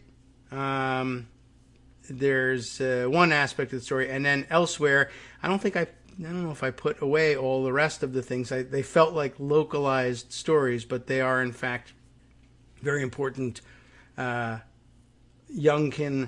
and Virginia as a whole stories. I'll start with the one that I do have handy from the Virginian Pilot. That's the southeastern region, Hampton Roads, Newport News area paper, and on into, I guess, up into Richmond as well. Anyway, the Virginian Pilot's writer here, Katie King, publishes this piece yesterday. Virginian Pilot and Daily Press sue, accusing Youngkin of violating FOIA laws, Freedom of Information Act laws. And you remember that in, was it yesterday's pre-recorded show? But I recorded it so long ago that I had difficulty remembering that the reporters in Florida were having the same difficulty with Governor DeSantis there. And so I guess borrowing tactics once again, as between Republicans, Youngkin throws Virginia into chaos by simply refusing to provide information to reporters on various subjects, all the while insisting that he's all about transparency, which I guess would lead us to the other stories. Let me see if I can open up some of those. But I probably, if I just look at Glenn Youngkin in the news feeds, we'll find you stories about what's going on elsewhere. But it's ironic that I guess this first story we'll read is about his lack of transparency, and then these other two stories, which are very important, Youngkin leans on the excuse of wanting to improve transparency to do various things, even though, one, they have nothing to do with transparency, and two, they are highly anti-democratic in their nature. So I'll begin with the one I already have in front of me. What's going on? The Virginian Pilot, the newspaper I'm currently reading to you from, and Daily Press, along with a dozen other news media organizations, are suing Governor Glenn Youngkin in Richmond's Circuit Court for refusing to turn over records related to his administration's email tip line for parents and others to report so-called, quote, divisive concepts being taught in schools. I should probably, now I think about it, maybe the thing to do is to, even though these things are not quite at the ready, to read you these stories in reverse and switch them over because, and then switch over to, because Youngkin uses transparency in his excuse making for some other activities, then go back and take a look at how he's doing on transparency issues after all. Let's see. Let me go to, let's see, we have a local source and we have the TV news source. Which one shall we use? InsideNova.com. I don't think I know them quite as well as Loudoun Now and WJLA and the Loudoun Times. Let's, I don't know. We'll jump in with one of the local sources. Loudoun Times Mirror. Loudoun County School Board, this is their reaction to it, condemns Youngkin's proposed amendment. What amendment is that? Well, it's this one. Loudoun County School Board has released a statement Wednesday condemning Governor Glenn Youngkin's decision on Monday night to amend legislation that could push the county's school board elections a year earlier than originally planned. First of all, I guess I might as well point out something I think I've heard of being done before and remarked last time, hey, it's so strange that the governor has that power here in Virginia, and what a weird and anomalous thing. Maybe it happens in a lot of other states, but it's not like our federal system. But apparently the governor has a particular power to amend, not just suggest amendments to, but actually make amendments to legislation when it comes to the signing stage of these things. Usually the president doesn't have that power as against the Congress in the federal system. But what the bill was originally, I actually don't know. What I know is the controversial part that's happened in the last couple of days. He amends this legislation and basically says, I'm still in a fight with Loudoun County. I'm still in a fight with Loudoun County's school board. He lives nearby in western Fairfax County. His kids don't go to public school or anything like that, but he wants to interfere in the local public school stuff anyway. I mean, he's the governor of the state. I guess that's his prerogative in some sense. Anyway, he's still in a fight with the Loudoun County School Board and still views the fight with the Loudoun County School Board as a potent political issue, as Chris Rufo instructs him to do.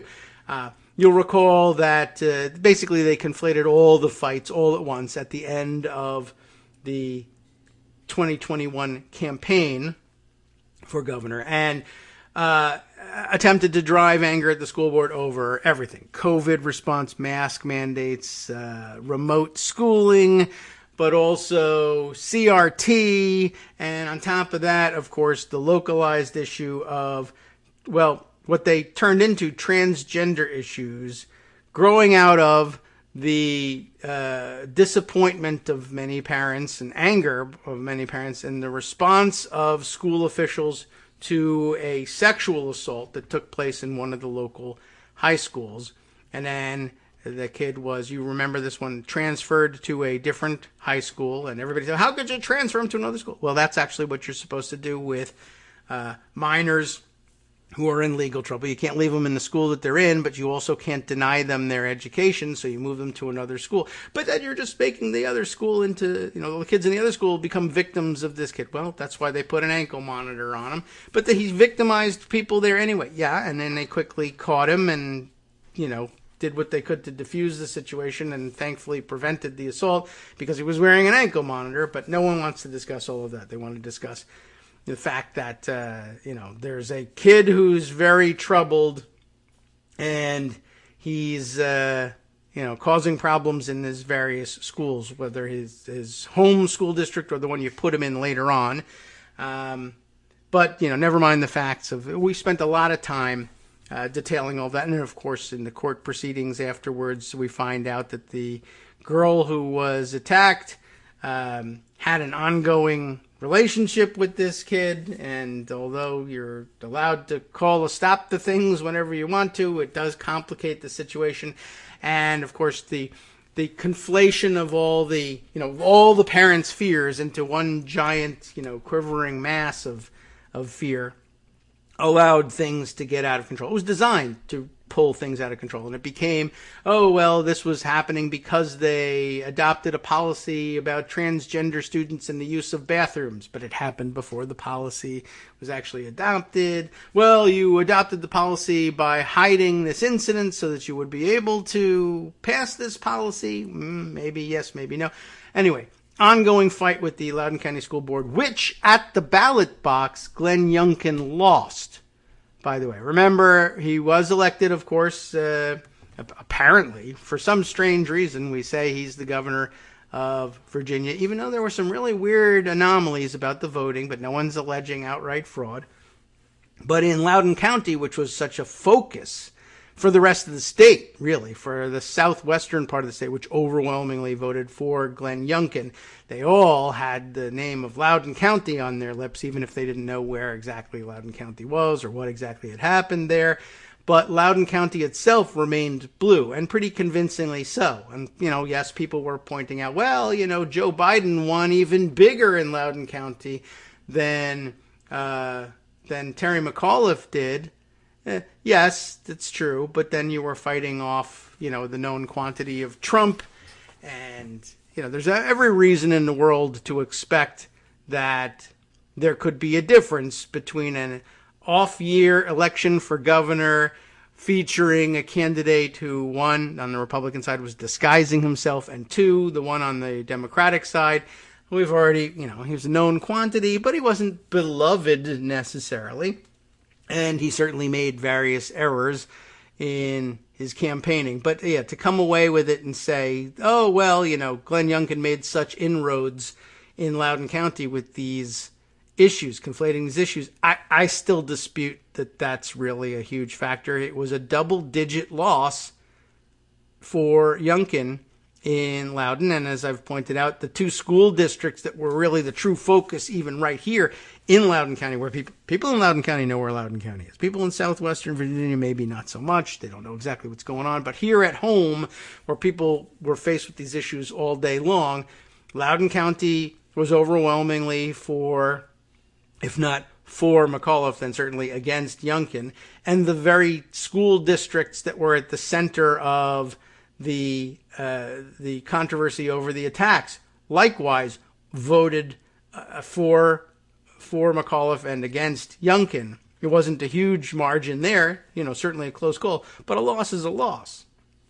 So anyway, he's still at war with Loudoun County, and I guess still realizing that the Loudoun County School Board is overwhelmingly Democratic and doing the things that it wants to do, defying his mask mandate repeal for a while anyway, before changing positions, etc., etc. So now he's not done with them. He's still angry with them, and amends this bill to essentially declare, be like a parliamentary system here. I have no confidence in the school board, and so despite the fact that they have been elected to terms that end next year, I'm going to move their elections up to this year because reasons. And in being interviewed about it, he said, as a matter of transparency, whatever that means. I mean, transparency is you were elected to a 4-year term, you will serve a 4-year term unless something happens. Not, I'm going to turn it into a 3-year term unilaterally. That's not transparency. But he just sat there, he was trained for his media interviews and just said, it's for transparency. It's for transparency. Now, of course, it never occurs to the reporter at that point to say, what the hell do you mean it's transparency? There's nothing transparent about it at all. But we're out of time, we'll have to leave it there, is essentially what happened. So now the Loudoun County School Board is pushing back. That's perspective from which this article is written, but I'll give you the background of what they're pushing back on. The Loudoun County School Board released a statement Wednesday morning condemning Governor Glenn Youngkin's decision Monday night to amend legislation that could push the county's school board elections a year earlier than originally planned, which is to say, cut 25% off of the term to which these people were legally and constitutionally elected to represent us. But whatever. The school board statement came via a release emailed to reporters. The Loudoun County School Board opposes Governor Youngkin's amendment to change the date of the elections for the entire Loudoun County School Board to November 8th, 2022. The statement says, Governor Youngkin's proposed amendment seeks to undo a fair and free election in which members of the Loudoun County School Board were chosen by the people of Loudoun County to represent them on the school board for 4 years. Yeah, I mean, it's basic and straightforward stuff. We've been reading to you all this time about, oh, well, look what they're doing down in Georgia and replacing elections boards where Democrats have been appointed to the election board, and the state legislature is passing legislation that gives the state level board of elections the right to simply say, to hell with you, we're replacing all of your Democrats with Republicans, because you are underperforming, quote unquote, underperforming as a local election board. And here Youngkin is pulling the same thing. I don't like what the elected Loudoun County School Board, and this is even worse actually, because I think down in Georgia we're talking about appointed elections officials. These are elected school board officials. And he's just declaring, I know you think you were elected to a 4-year term, but I say you were elected to a 3-year term. I don't really know how is that about transparency? I don't know. He just says it is. The new legislation, carried by Delegate David Reed, Democrat, would establish a lottery drawing to determine the members of 4 of 9 districts who will be elected to the school board for 4-year terms.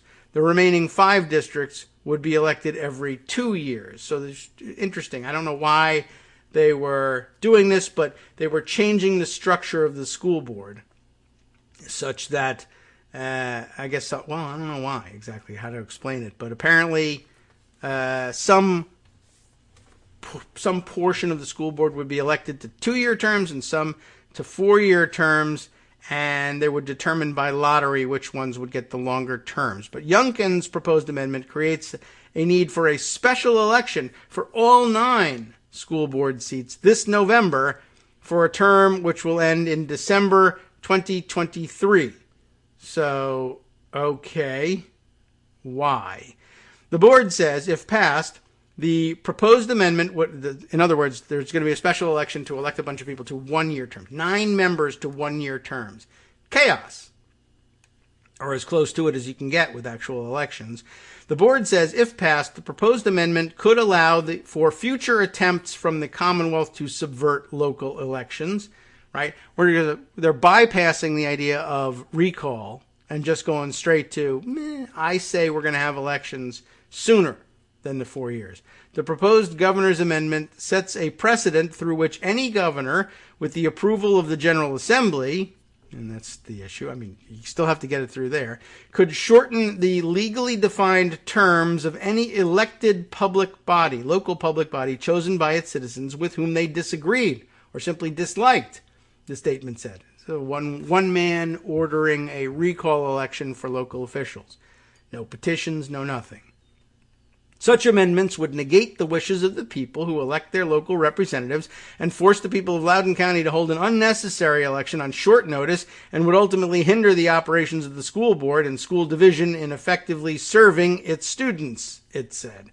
All right, that's the end of that very short article. I've seen some others, though, mentioning, for instance, in the meantime, not only are we disrupting everything and saying all members of the school board now all up for election earlier than they thought, on all at once, in a chaotic, free-for-all. But at the same time, by the way, opponents of the current school board have apparently been flooding the school board with their own, interestingly enough, Freedom of Information Act, or state equivalent of sunshine laws, etc., flooding them with their own document requests. Very often, not particularly aimed at anything, but just aimed at making the staff spend all of their time responding to their requests and therefore less time making policy with which these people disagree. So, but the fact that they're doing it through Freedom of Information Act style requests becomes more relevant as we read what's going on with Youngkin at this level. Another local piece on the subject from Loudoun Now. Youngkin seeks to force Loudoun School Board elections this fall. Explains it from, a slightly different angle. During last year's General Assembly session, the Loudoun County School Board sought and won state authority to transition to staggered terms starting next year. On Monday, Governor Glenn Youngkin amended an update to that bill seeking to trigger snap elections for all 9 school board members this fall. And it's just Loudoun County. It's not the rest of the state. It's just Loudoun County. Cutting short the terms of 7 elected officials by 1 year.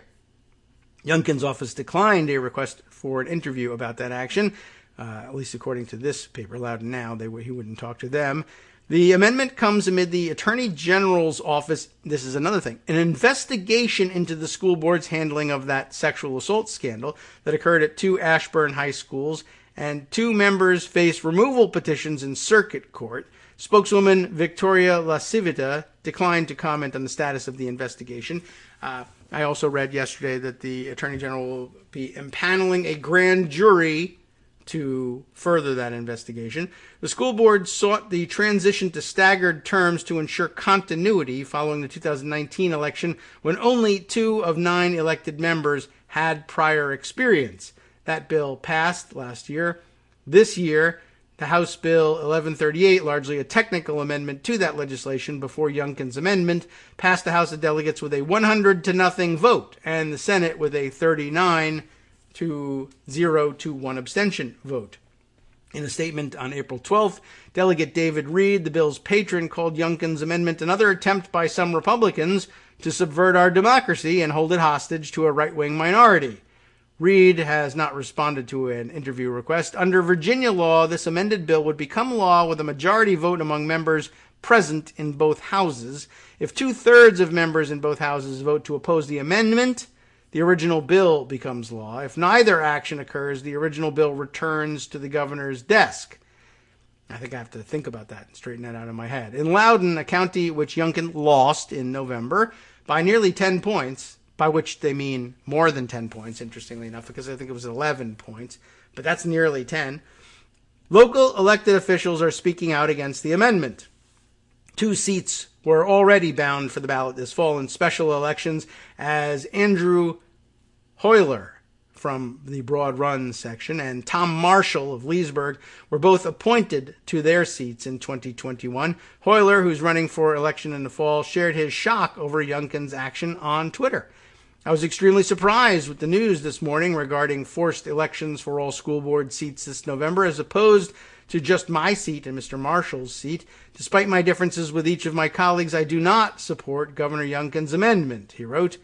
Atusa Reeser, one of the school board members facing a removal effort, and my own representative on the school board, released a statement. Tens of thousands of parents cast their ballots in the 2019 election. I believe any attempt to undermine their votes and voices will be seen as a political effort that serves only to create more chaos, which I think hurts the students in our school division. The best interest of the school children and their families will continue to guide me, she wrote. Meanwhile, Democrats on the Loudoun Board of Supervisors objected in a press release by adding this unnecessary amendment to a simple administrative bill, which was requested by the Loudoun Board of Elections at the behest of Loudoun County School Board. Governor Youngkin is opening the door for any future majority and governor to undermine local elections and local control, it reads. And remember that is important in the state constitution. Remember the fight over the mask mandates, and that it was unclear at the time whether or not the governor actually had the authority to override local decision-making with respect to school policies. That's enshrined in the Constitution. But F it, who cares? The members of the Loudoun County School Board were elected to serve 4-year terms, and they should be allowed to serve the full duration of their terms. We continue to seek ways to work with the governor and his party which we shouldn't do, on substantive issues that will benefit Loudoun County. Now that the gubernatorial campaign is complete, we look forward to Governor Youngkin governing. Might be nice if he tried to do some of that. Representatives from Youngkin's office declined interview requests. Spokesperson shared a prepared statement, which maybe mirrors what he told to the TV news reporters the other day. The last few years signified some real changes within the Loudoun County School Board. So, in the spirit of transparency and accountability, my amendment gives parents the ability to elect their school board this year, 1 year earlier than it was stated in the original legislation. This election can reflect the will of the parents, and it's a chance with my amendment to do that right now, this November, it reads. But the parents of Loudoun County already voted. I was one of them. I saw them do it. I did it with them. But for some reason, listen to parents doesn't include listening to people who went to the ballot box and exercised that sacred right and all of that stuff. All of that is just in the trash now, thanks to Republican gimmitarianism and doing whatever the hell they want. So, what about all this transparency talk? And if you saw the video that I saw of his interview with, I think it probably was the WJLA interview. Maybe on the other side, if it's still of interest, we can get some audio of him. But he's just transparency this, transparency that. Meanwhile, when it comes to his own transparency, back to the Virginian pilot, he's being sued by a dozen newspapers and other media organizations in the state for refusing to turn over records related to his administration's email tip line for parents and others to report so-called divisive concepts being taught in schools. You remember the tip line, I guess maybe modeled on the bounties for abortion in Texas, which is another issue we have to get to, and probably won't today, but perhaps we can explore on Friday. But we now have 3 states in the country having rushed through effective bans on abortion, at least after 15, was it? Or I don't remember, was it 15 weeks with their threshold? It's so quick and fast moving and one of 1,000 things on the same theory of Republicans simply bulldozing past everything, constitutional and otherwise, and imposing their will. But what do we have? Texas, Oklahoma, and now Kentucky. Kentucky came out with it and passed a law banning abortion, essentially. And again, another of these bills with no exceptions for rape, incest, protecting the life of the mother, what have you. And the governor, Democratic governor of Kentucky, vetoing the bill, overrode the veto and made it effective immediately. We really do have to get to that. But I'll collect some good writing for it. It's not my area of expertise, except insofar as it's anti-democratic and procedurally difficult. The news organizations in Virginia are asking the court to order the administration to turn over the records and to pay the coalition's costs, including attorney's fees. You remember what happened here? This will give you a refresher on it. Transparency, of course, is a fundamental part of government, said Chris Worrell, or Worrell, I don't know how she pronounces it, editor-in-chief of Virginia Media, which includes the Pilot and the Daily Press. The Virginian Pilot, along with our media report partners, believes the public has a right to know what is being said on Governor Youngkin's education tip line. We will fight vigorously for access to information that taxpayers deserve. Essentially, right, he sets up the tip line, says, tell me when teachers are teaching divisive subjects, and we'll bring the power of the state crashing down on their heads and fire them and exile them or arrest them or send them to Gitmo or whatever it is he's promising to do. And we wonder, well, what sorts of tips would make that happen? Can we hear the tips that are being turned in? No. Can we see the ones that are written? No. Why not? These are public communications to public office that have public policy implications. No. These, the governor says, are private communications. To me, as a private individual. And now, I also happen to be governor, and then I go tell people what to do with this information, but you can't see it. That's essentially what's happening. Because transparency. Remember, he's all about transparency. The lawsuit filed Wednesday by Washington, D.C. Attorney Charles D. Tobin states that the media organizations individually submitted Freedom of Information Act requests to the governor's office to obtain the emails sent to the tip line. But Their requests were denied, the lawsuit states, on the grounds the emails were, quote, working papers and correspondence of the office of the governor. Okay, so it's a slightly different twist on that. And were considered exempt from FOIA's disclosure requirements under the working papers exemption. Not that it was personal emails to the governor, although I believe they've used that excuse as well. But maybe not in this case. All right, let's see. We got our break coming up. We'll read a little bit more over our outro music and then come back for that last segment. The lawsuit contends that the emails sent to the tip line are not correspondence of the office of the governor and therefore do not qualify for the working papers exemption. Those emails, the lawsuit argues, are public records under FOIA and are not exempt from disclosure and should be disclosed. Remember, it's all about transparency, except when it comes to giving you the transparency you demand. The transparency he demands, that's cool. Sup, fam? It's your boy Darwin, aka Darwin_Darko, aka the most reasonable man in America, aka KITM's senior black correspondent. You might remember me from such recordings as Spacemen vs. Space Cadets and We Need to Talk About Joe Biden. Today, I want to bring you good news about that thing you've been struggling with. Do you suffer from giving too much of a damn? Do you turn on the series of tubes and find yourself outraged at the particular way some news organization strung some sentences together only to realize, nope, this is not some fictional hellscape? Well, guess what? You no longer have to accept the life of giving too much of a damn.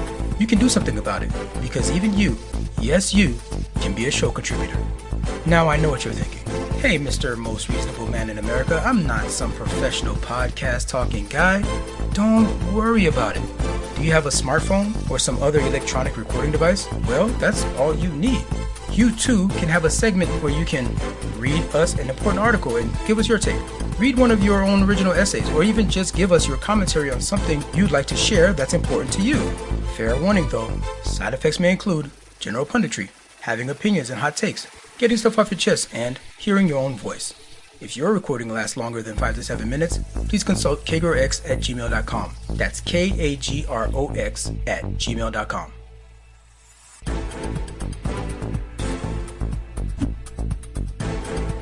Welcome back now to the Kagro in the Morning Show here on Netroots Radio, and welcome back to me accidentally knocking into the microphone as well. Let me see. I have, I guess maybe just for the heck of it, because I mentioned that it was available, is audio of the WJLA reporters speaking with Governor Youngkin here, and he just, it's like a 1-minute tape of him babbling on about his transparency stuff. Nick Minnock is the reporter tweeting this around, and I guess it's him conducting the interview as well. Let me see, but I got to engineer this thing. I got to pause it. I got to turn the mute button off here, and we'll roll it. It's about 1:09. Might break things up just a little bit. But it's I don't know, like a Skype remote interview, so the audio is not terrific, but let me roll it here. All right, moving on to some of these bills. You amended a Loudoun County election bill, putting your amendment would put all 9 school board members on the ballot this November. The big question, why? All right, so fairly straightforward question, right? Why amend the bill and put all 9 members on the ballot now? The last few years just absolutely signified some real challenges with the Loudoun County School Board. And so in the spirit of transparency and accountability, my amendment gives parents the ability to elect their school board. Now we've already, of course, I love that too. My amendment gives parents the ability to elect their school board. We have that ability to elect the school board. And the bill you amended preserves our ability to elect our school board and I think all the bill did was stagger the terms so that there was a bill so that we don't end up electing all 9 members all at once and end up with a possibility of an entirely inexperienced school board. Youngkin, as he says, in the spirit of transparency and accountability, comes in and says, the laws under which you elected your school board are invalid, according to me. From now on, it's just not the way you're going to do it. And the staggering of the terms, that's out the window too. And I'm doing this in the spirit of transparency and accountability, which is usually, taken care of in elections. And we had those elections. But those elections came out in a way that I don't like. And I think we should do it at a different time and in a different way.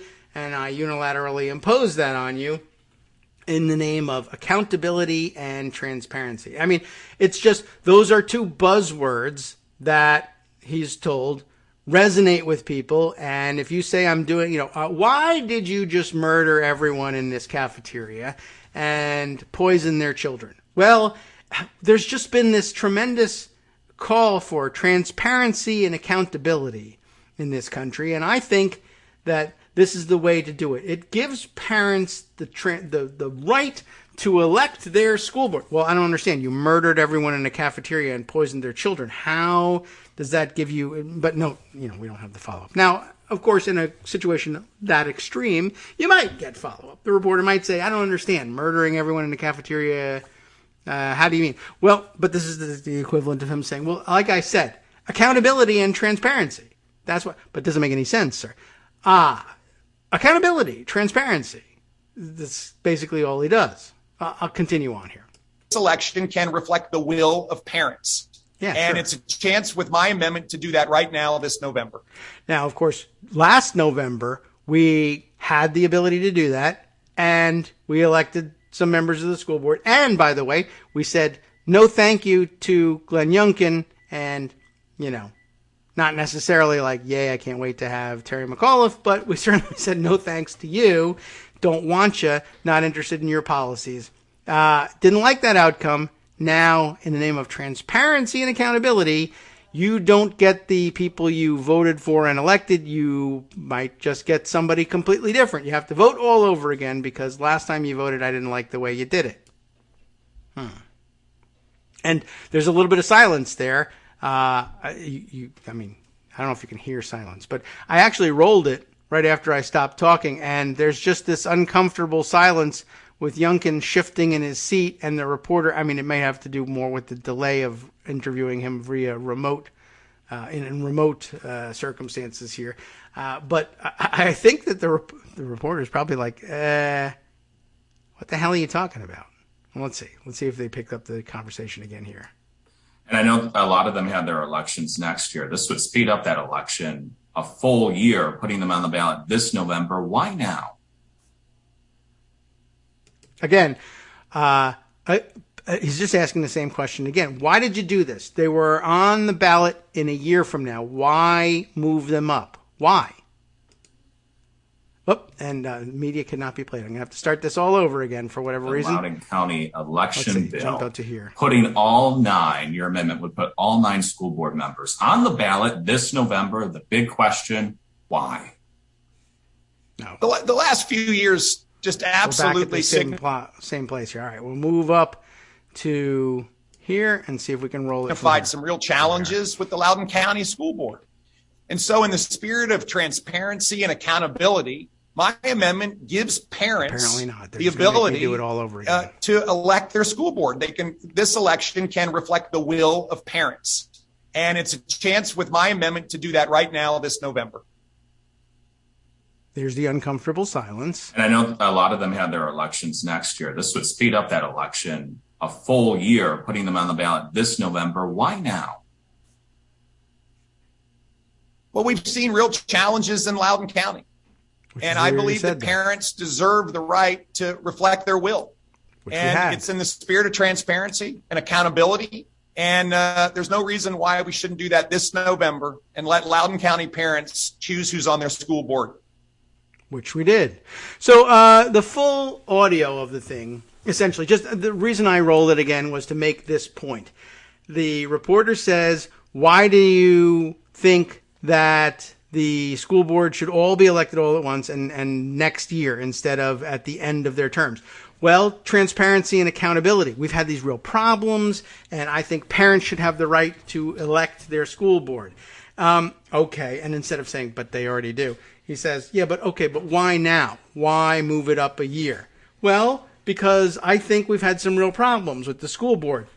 And in the spirit of transparency and accountability, I think we should move it up a year, which I did. Yes, but why? Well, that's all the time we have, essentially, and that's all we're going to ask. I mean, maybe there's more discussion that goes on outside of the context of this video clip, but I thought it was a pretty good illustration. I mean, it won't matter, and it's not the worst thing that elected officials or hopeful elected officials have said. Like if you're following Herschel Walker's campaign down in Georgia, I mean, every day is a disaster. Every minute is a disaster for him, and he's just not really up to the challenge, I don't think, of running on a national level and providing the right kind of vapid and empty talking points that we're used to. Like this one here, where you just say accountability, transparency, accountability, transparency, accountability, transparency. Yes, sir, but what do you mean by accountability and transparency? Well, accountability, transparency, accountability, transparency, accountability, transparency. I have a vest. Look at my hair. Something, anything. That's all he's doing. And I just wanted to illustrate for you that literally that's all he's saying. Well, anyway, for a guy who says transparency and accountability so often, he doesn't seem interested in it in the context of, the exact same issue. Yes, how to deal with education and boards of education and school boards in Loudoun County, and elsewhere, except he just seems to be targeting Loudoun County over and over again. He can't stand the fact that he lost that fight here. Why? I don't know. I mean, he's governor, and there's no second term. He should just get to whatever it is that he thought he was going to do as governor, except as it turns out, I guess this is the revealing part. He never had plans for what to do. Probably also thought he wasn't going to win, just like Donald Trump. But apparently never had any plans for what to do as governor because, the opportunity is sitting out there. Allegedly, he was elected to a 4-year term and he should start working on it. I guess that could change at any time. I could declare that we need to have a new governor. And, I guess if I wear a suit when I do it, that's it. We're just going to have to listen to me and have another election. So I guess I should get to it. But he apparently has nothing on his mind except the anger at having been rejected in Loudoun County, or more to the point, probably, it's Chris Rufo and people like him saying, I know you don't actually have an agenda, but it doesn't matter. What we need you to do for national Republicans is continue to harp on this thing that won and just make it your issue. I know, it's probably a huge relief to you not to have to try to come up with any kind of governing agenda. So just do this thing over and over again. Well, what's the justification for it? I can't just go out there and say transparency and accountability over and over again, can I? Sure, go ahead. I mean, what's going to happen? You think the reporters are going to say, sir, that's the same answer you gave me twice. When are you going to answer the question? It was a non-answer the first time. It's certainly a non-answer the second time. Well, then if they do that, storm out and say the liberal media is against me or something like that. And I guess maybe make a comment about Disney and groomers if you really get in trouble. But Chris Rufo has made it plain that the plan is just do this thing and just say these words over and over again. And for the most part, people won't pay attention.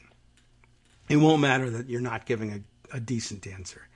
So, all right, where were we? Right, the lawsuit gets filed. Because, of course, the newspapers and other media organizations find out that Glenn Youngkin's repetition of the words transparency and accountability are hollow.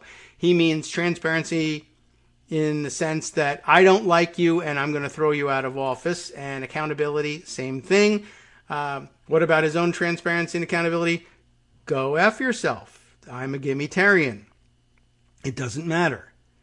In a statement to the Pilot on Tuesday, the governor's office stood by its decision to withhold the emails. Remember, we're now talking about the emails to the tip line, based on which teachers can be fired, teachers can be blacklisted from being hired anywhere else in Virginia, I believe, according to this the Youngkin agenda and the legislation behind it. So you might wonder, for instance, let's say your kid's award-winning journalism teacher is just up and fired because, let's say, the school newspaper covers these issues straightforwardly and says he keeps saying he's for transparency and accountability, and yet he won't be when it comes to himself. And his version of transparency and accountability for everyone else is do the thing I want and don't ask me for reasons. Just do it. And then, poof, you're fired, and your kid is distraught, and everything goes to hell in a handbasket. Maybe your kid was counting on that teacher's letter of recommendation for their college applications, or this teacher was an inspiration to your kid and was the only one that made them love school, and now they're gone, and you want to know, what was it? Who said what about this teacher that caused the governor to step in and see that they're fired and blacklisted from teaching ever again in the state? And the answer is, we're not going to tell you. And it may be that nobody made any complaint whatsoever. It's just the student newspaper wrote this article I didn't like. And so we fired the journalism teacher that runs the school newspaper, advises the school newspaper. And we'll say it was because of parent complaints, and we'll just never show you the complaint because there never was one. We just don't want to be blamed for doing it ourselves. And we don't want to be spotted reaching into local schools, into individual schools, and firing teachers based on the governor's say-so. That's what this is about. So, what's going on here? The governor's office says it's okay. When a constituent writes to the governor, he treats that communication as confidential and would not share the contents with the public, a Youngkin spokesperson wrote. There is an expectation of privacy that he takes very seriously, which also just happens to be fantastic cover for making up your own complaints and pretending that they're real so that you don't get blamed for firing teachers. Just, whatever. The coalition suing includes the Tribune Publishing Company, which owns the Virginian Pilot and the Daily Press, the Associated Press, Axios, CNN, the Daily Dot, they've jumped in on this one, Gannett Satellite Information Network, responsible for USA Today and others, Gray Media Group, National Public Radio, NBC Universal Media, Tegna, I don't know, Scripps Media, Sinclair Broadcast Group, and WP, that'd be Washington Post Company. News of the tip line, which, by the way, you could spam if you wanted to, which is at helpeducation@governor.virginia.gov, surfaced in January in connection with an executive order, not even legislation, from the governor aiming to allow parents, we're listening to parents, except when they elect people, right, to opt children out of school mask mandates. Youngkin later mentioned it during a radio talk show appearance while discussing his opposition to critical race theory and urged parents to report any instances of, quote, inherently divisive teaching methods in their schools. It's a tip line to cry about mask mandates, but also you want to throw CRT in there, what the hell, go for it. And we'll fire your teachers based on these reports, except we won't share any of the reports with you. So maybe there's no reports at all and it's just me. Practices like, what sort of thing would get you in trouble? Teaching that one group is inherently privileged and another is a victim. These are the kinds of teaching practices that exist in our schools, except they don't, and we are going to get them out, Youngkin said at the time. The tip line made waves nationally with a mix of celebrities, activists, Democratic politicians, and teacher associations speaking against it. Youngkin's administration, meanwhile, defended the tip line as a resource for parents, teachers, and students to relay any questions or concerns, which they absolutely, of course, would never want anybody to find out about or do anything about or hold them accountable for publicly because, I don't know, because some assumption. And that's where we stand. So in the name of transparency and accountability, you don't get the elected officials that you voted for. And in the name of transparency and accountability, we're not going to tell you why you don't get the teachers that you repeatedly recognize, for instance, as Teacher of the Year, or who inspire your kids to stay in school and love their schooling. But they said something about Glenn Youngkin, and so therefore they're fired. But it really was a secret complaint that said that they did something totally illegal, but I won't tell you what it is, or who said that they did it, or when they said it, for that matter. Okay, I'm sure that's going to be going just swimmingly. But there you go, transparency and accountability that don't mean things, and that he doesn't have to adhere to, but you all have to give up your right to elect your local school board on the schedule promised. by legislative rights and in the Constitution of Virginia. But anyway, whatever, right? How difficult could it be to live with that? Just go for it. All right, let's see other things that are happening among power-crazed governors. We might as well make mention in our, I guess we'll wrap up the show with a lightning round of samplings of things going on around the country and around the world that we didn't get to yet. Credit to the frequently cited No Lie with Brian Tyler Cohen on Twitter, bringing us up to speed on what's happening in Texas. Apparently, Governor Greg Abbott has decided, among other things, that he is going to unilaterally and without any constitutional authority essentially close the border to trucks from Mexico, which he insists all have to go through safety inspections, which he is, again, constitutionally not only not empowered to impose, but more or less constitutionally forbidden from imposing. And I guess the plan is they now have miles and miles of backups of trucks stuck at the U.S.-Mexico border. And guess what that's going to do to supply chain issues? And guess what Republicans are now attacking Joe Biden on again? Well, supply chain issues. Now, of course, all of the things that are missing from the shelves are held up at the U.S.-Mexico border by the illegal order of Greg Abbott.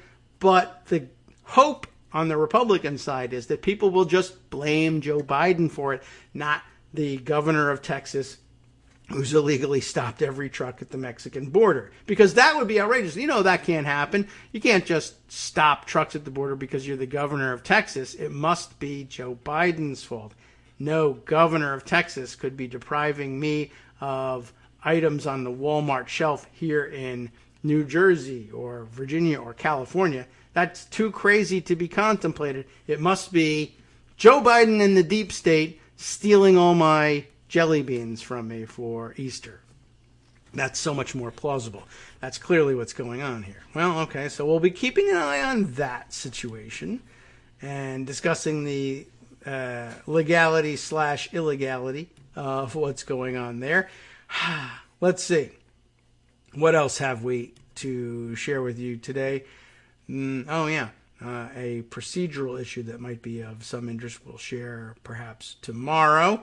Let's see. Oh, right. Mark Meadows, Greg mentioned, being kicked off the North Carolina voter rolls after having been found out as a voter fraud.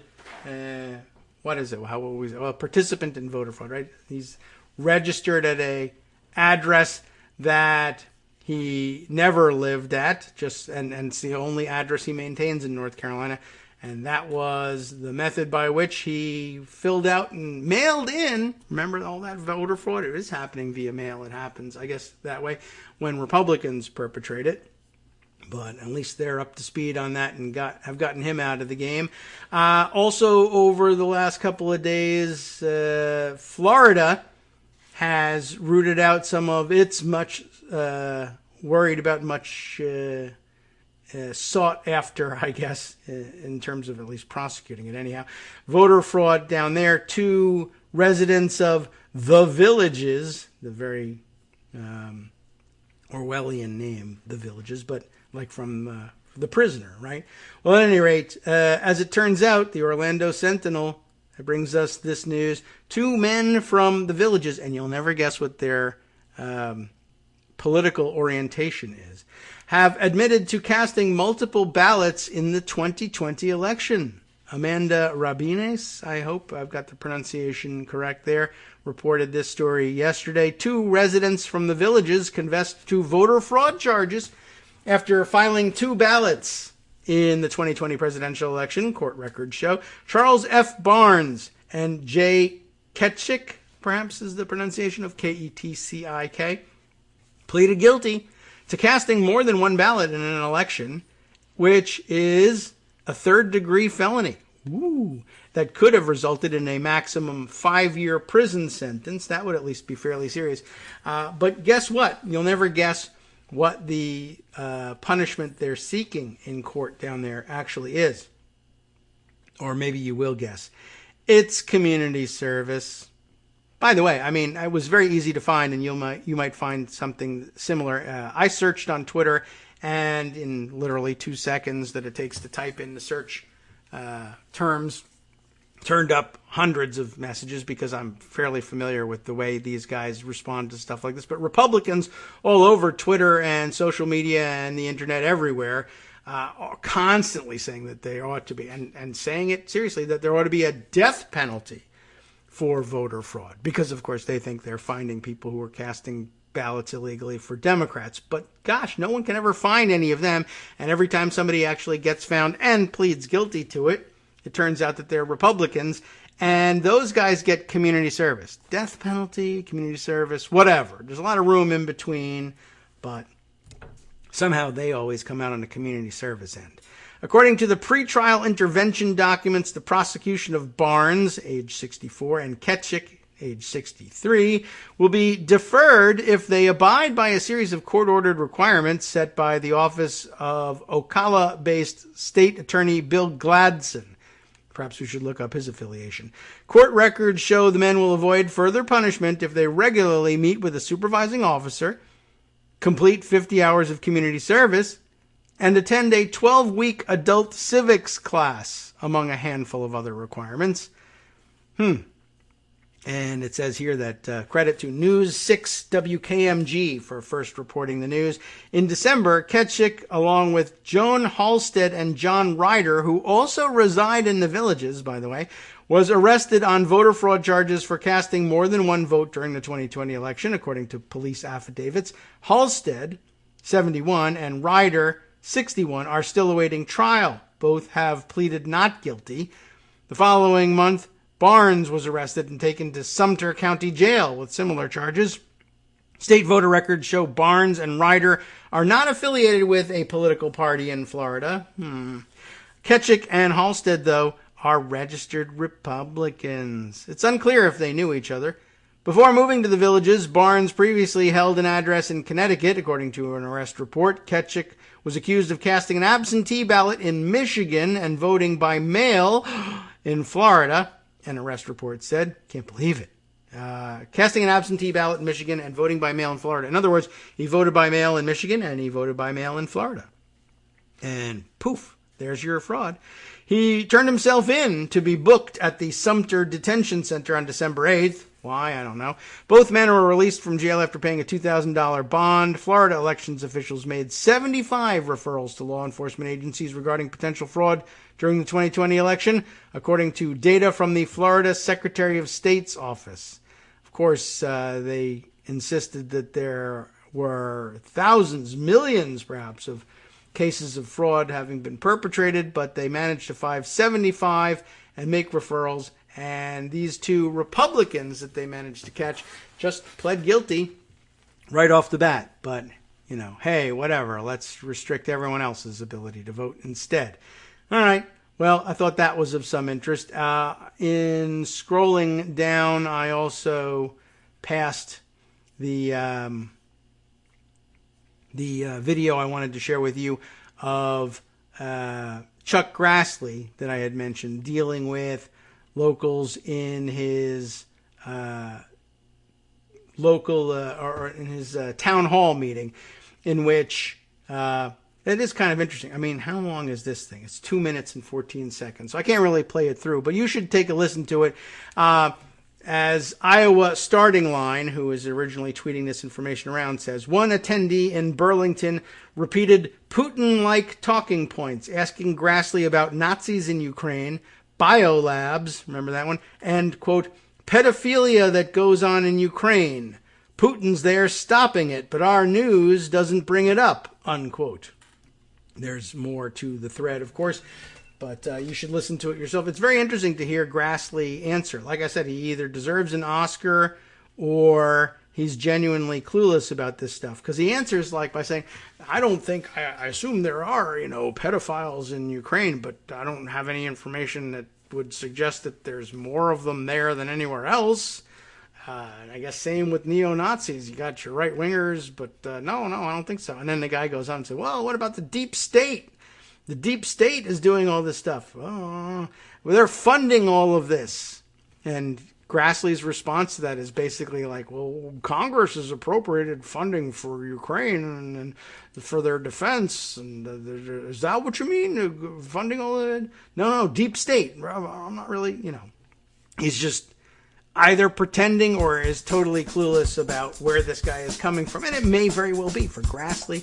He just may not be attuned to that stuff. But dangerous and weird nonetheless. All the other things we didn't talk about we'll get to perhaps tomorrow. Got Elon Musk trying to buy Twitter, and I'm not certain whether that matters in any way, but lots of people are worried about what the hell he'll do with it. And in the meantime, even if he doesn't buy it, it might just be a stock price manipulation scheme that's going to net him a couple $100 million for nothing.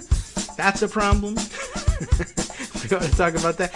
Marjorie Trader Greene over the past couple of days, committing the ultimate sin that was, remember, supposed to disqualify Donald Trump from ever holding public office because he said awful things about John McCain and veterans and people who joined the military at all being suckers. And of course, all of that is out the window, and it's all okay if you're a Republican. God forbid you should ever say anything about possibly lowering a police budget if you're a Democrat, right? But Marjorie Trader Greene saying people who join the military are throwing their lives away. And yet, the veterans won't be able to contain themselves in their glee at their opportunity to stand up and vote for her again in the next election. Unless, of course, I declare the election null and void and put on a sweater vest when I do it. All right. A catch-all show today and tomorrow. Thanks for listening. Glad to be back live. We'll see you again tomorrow. From networksradio.com. You have been listening to Kagro in the Morning with David Waldman. Perhaps some more organized thoughts from Justice Putnam in the West Coast Cookbook and Speakeasy coming up next. I know he's organized his thinking. The Justice Department is refusing a request from the House Oversight Committee for an inventory of Trump materials, and that's the strongest sign yet that the feds are working hard on investigating Trump.